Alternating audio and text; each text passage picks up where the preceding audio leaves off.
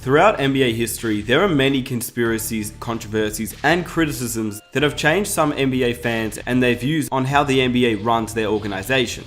There's an entire National Basketball Association criticism and controversy Wikipedia page that goes through every single conspiracy theory and controversy that has happened in the NBA. Obviously not every single one is correct, but at the same time there have been NBA officials that have come out and stated that they rigged games and they purposely controlled the narrative. And it was David Stern, who obviously, rest in peace to David Stern, but he changed the NBA as we know it today. He brought in a new audience, he made the game exciting, he made it fun to watch, and he was able to get NBA players the contracts they have today. Back in February of 1984, when David Stern was the NBA commissioner for the first time, he changed the league entirely to what it is today. Over a 30-year reign on the league, and he's definitely one guy who many believe changed the league but also rigged a lot of things in the league. For example, the infamous 1985 NBA draft where Patrick Ewing was selected with a folded envelope.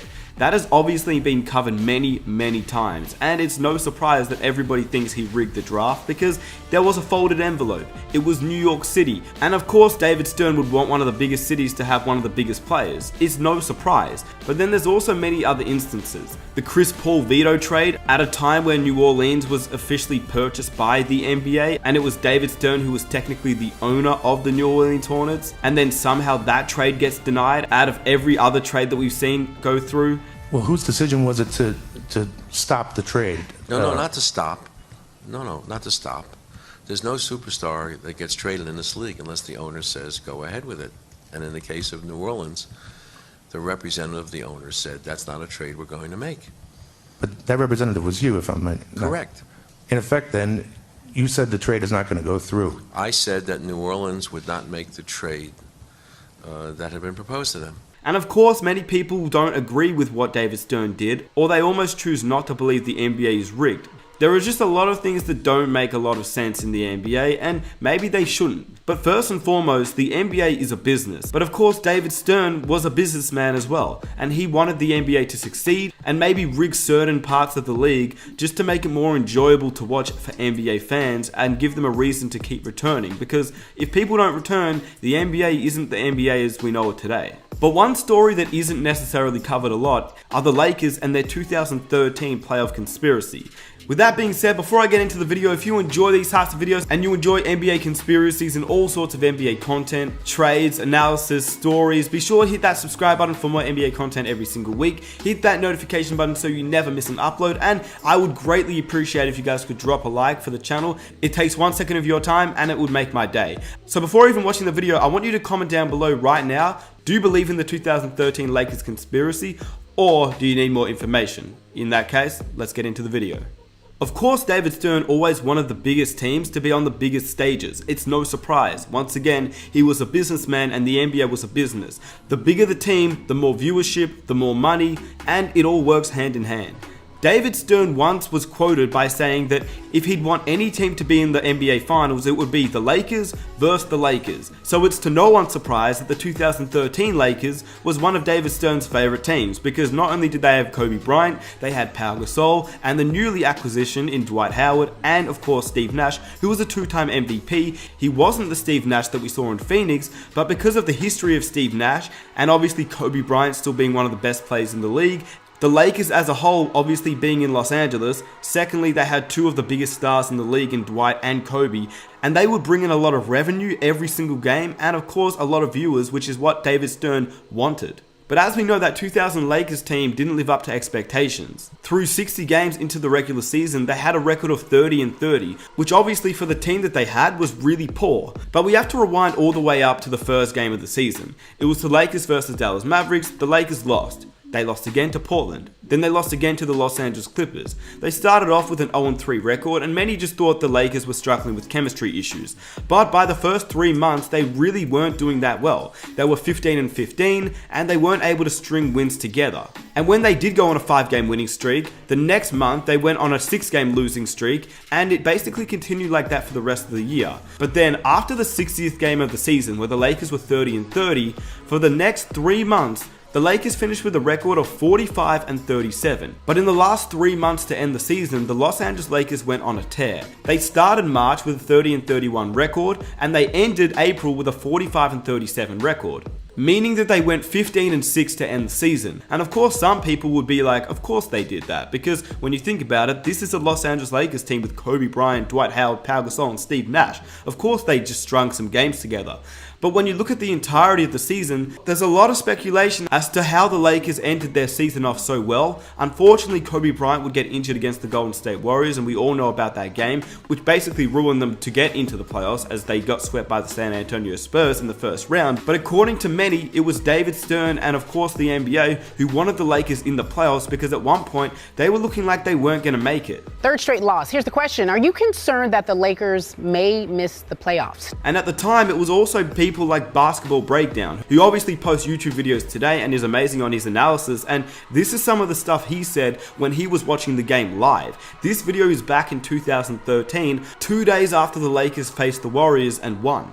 Well, let's get into the Lakers-Warriors from the other night, because here's part 2. We're going to look at the refs and down the stretch. Right in front of 2 refs, Dwight Howard clearly steps out of bounds before saving this ball. This loose ball foul on Ezeli was pretty bad because it was made by a ref who was 30 feet away. There wasn't any contact on Howard as 3 guys went for the ball. He fades away on the shot and the ref is way late calling it.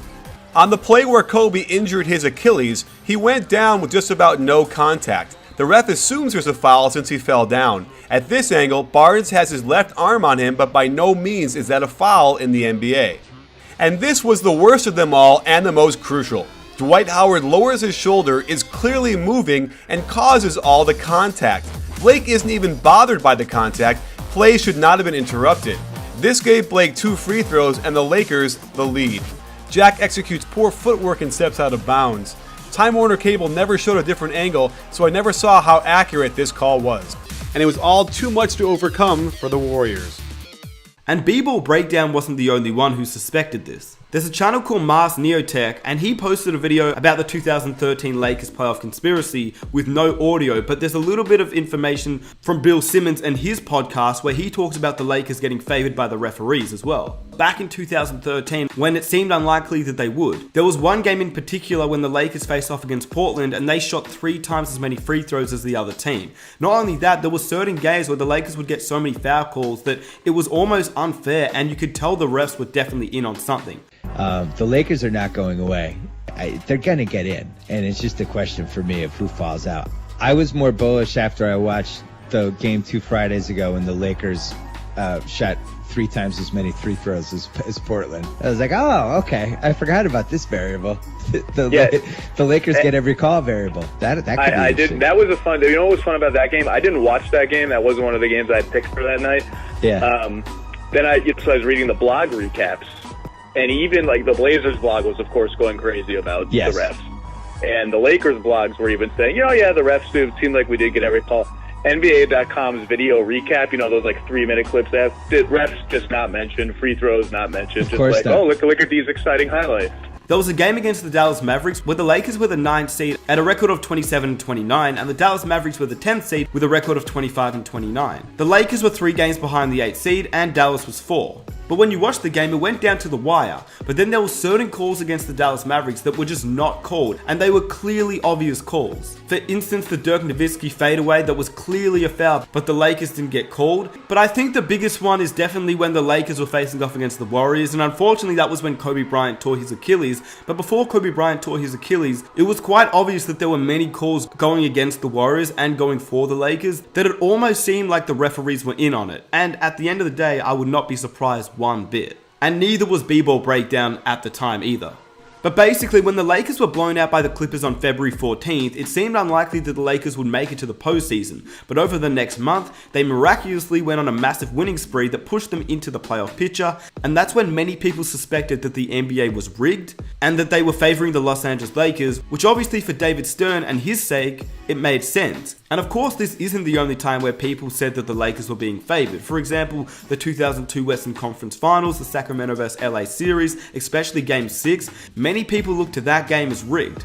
The There's also the 2000 Portland Trailblazers, the 2004 Minnesota Timberwolves, where the Lakers obviously favored by the referees. And not only that, when you look at the video evidence, it's so profound that you can kind of see that the referees were definitely in on something. You don't even really need to understand the NBA or what the league is about.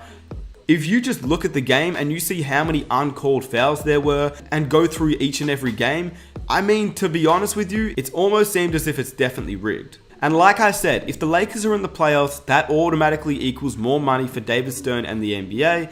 And at the end of the day, it's a business, and that's what he wanted. With that said, let me know what you think of this NBA conspiracy theory. Was the 2013 Lakers rigged, or were they just a good enough team that made it to the NBA playoffs and somehow turning their season around after playing very poorly throughout the regular season? I'm not sure about you, but when you go through each and every clip, it definitely looks like the Lakers were in on something here, and it looks like the referees definitely favored the Los Angeles Lakers, and to be honest with you, it wouldn't be the first time. But I haven't seen too many people post about the 2013 Lakers conspiracy theory, so I thought I may as well make a video on it. So if you did enjoy it, please leave a like to show support on the channel, subscribe if you're new for more NBA content every single week, hit that notification button so you never miss an upload, and it's been your boy Nick Smith. I am out. Peace.